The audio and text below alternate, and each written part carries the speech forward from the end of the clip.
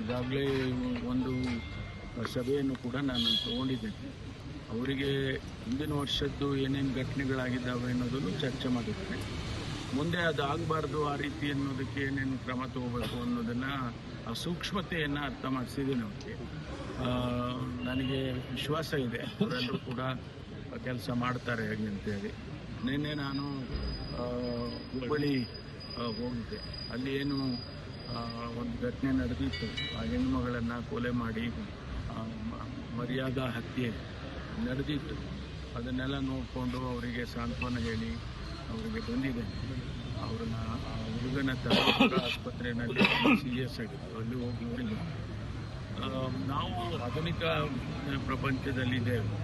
ಭಾರತ ವೇಗವಾಗಿ ಬೆಳೀತಾ ಇದೆ. ಸಮಾಜ ಕೂಡ ಬದಲಾಗಬೇಕು.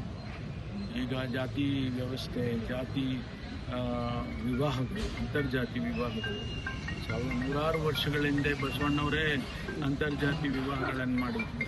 ಇವತ್ತು ಈ ರೀತಿ ಹತ್ಯೆಗಳಾಗೋದು, ಮರ್ಯಾದಾ ಹತ್ಯೆ ಆಗೋದು, ಎಲ್ಲೋ ಒಂದು ಕಡೆ ನಾವು ಸಮಾಜಕ್ಕೆ ಒಂದು ರೀತಿಯಲ್ಲಿ ಸರಿಯಾದ ಸಂದೇಶ ಹೋಗ್ತಾ ಇಲ್ವೇನೋ ಅಂತ ನನಗನ್ಸುತ್ತೆ. ಮುಂದಿನ ದಿನಗಳಲ್ಲಿ ಆ ಕೆಲಸ ಕಾನೂನಿಗಿಂತ ಹೆಚ್ಚಾಗಿ ಜನಗಳಿಗೆ ಒಂದು ಅವೇರ್ನೆಸ್ ಕ್ರಿಯೇಟ್ ಮಾಡಬೇಕು. ಕೆಲವೊಂದು ಪ್ರಮುಖ ಪ್ರಕರಣಗಳಲ್ಲಿ ತನಿಖೆಗಳು ಬಾಕಿ ಇದ್ದೀರಲ್ಲ, ಪ್ರತಿನಿತ್ಯ ನೀವೇ ಗಮನಿಸ್ತಾ ಇದ್ದೀರಾ. ವಾತಾವರಣ ಯಾರ್ಯಾರಿಗೆ ಪೂರಕವಾಗಿದೆ, ಯಾರಿಗಿಲ್ಲ ಅನ್ನೋದೆಲ್ಲ ನೀವು ಈ ಕ್ಯಾಮರಾ ಲೆನ್ಸ್ಗಳಲ್ಲಿ ನೋಡ್ತಿರಲ್ಲ, ಬಹಳ ಸೂಕ್ಷ್ಮವಾಗಿ ಕಾಣಿಸುತ್ತೆ ನಿಮಗೆ. ಸರ್, ಇನ್ನೊಂದು ಬೆಳಗಾವಿಯಲ್ಲಿ ಜೈಲುಗಳ ಗಾಂಜಾ ಎಸೆಯುವಂತ ಕೆಲಸವಾಗಿದೆ. ನಾನು ಈಗ ತಾನೇ ಅರ್ಧ ಗಂಟೆ ಮುಂಚೆ ನಮ್ಮ ಅಲೋಕ್ ಕುಮಾರ್ ಹೊಸ DG ಇದ್ದಾರಲ್ಲ, ಅವ್ರಿಗೆ ಈಗ ತಾನೇ ಹೇಳಿದ್ದೇನೆ. ಅವ್ರು ಹೋಗ್ತಾ ಇರೋದು ನಾಳೆ. Is visiting all those places. Belgaum, ಆಮೇಲೆ ಗುಲ್ಬರ್ಗ, ಅಲ್ಲೆಲ್ಲ ಅವರೇ ಖುದ್ದಾಗಿ ಭೇಟಿ ಕೊಡ್ತಾ ಇದ್ದಾರೆ. ಸರ್, ಇನ್ನೊಂದು ಬೆಳಗಾವಿ ಸಿಟಿಯಲ್ಲಿ ಸರ್ ಕಳ್ಳತನ ಪ್ರಕರಣಗಳು ಒಂದು ವಾರದಿಂದ ಹೆಚ್ಚಾಗ್ತಾ ಇದಾವೆ. ಅಲ್ಲ, ನಾವು ಅದನ್ನ ನೋಟ್ ಮಾಡ್ಕೊಂಡಿದ್ದೀವಿ. ಸಂಶಯ ಏನು ಅಂತ ಹೇಳಿದ್ರೆ, ಯಾರಾದರೂ ಹೊರಗಡೆಯಿಂದ ಕೆಲವು ಟೀಮ್ಗಳು ಬರುತ್ತೆ.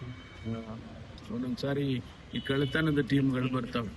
ಆ ಟೀಮ್ಗಳೇನಾದರೂ ಬಂದಿದ್ಯಾ ಅಂತ ಹೇಳಿ ಫಾಲೋ ಅಪ್ ಮಾಡ್ತಾ ಇದ್ವಿ. ಆ ರೀತಿ ಇದ್ರೆ ಅದನ್ನ ಕ್ರಮ ತಗೊಳ್ಳಿ. 2025 ಕೆಲವೊಂದು ಲೇಟೆಸ್ಟ್ ಹಾಗೂ ಇಂಟ್ರೆಸ್ಟಿಂಗ್ ಸುದ್ದಿಗಳಿಗಾಗಿ ಬಾಸ್ ಟಿವಿ ಕನ್ನಡ ಚಾನೆಲ್ನ ಸಬ್ಸ್ಕ್ರೈಬ್ ಮಾಡಿ. ಹಾಗೆಯೇ ಬೆಲ್ ಐಕಾನ್ ಪ್ರೆಸ್ ಮಾಡಿ. ಇದರ ಜೊತೆಗೆ ಫೇಸ್ಬುಕ್, ಇನ್ಸ್ಟಾಗ್ರಾಮ್, ಎಕ್ಸ್ನಲ್ಲೂ ಮಿಸ್ ಮಾಡದೆ ಫಾಲೋ ಮಾಡಿ.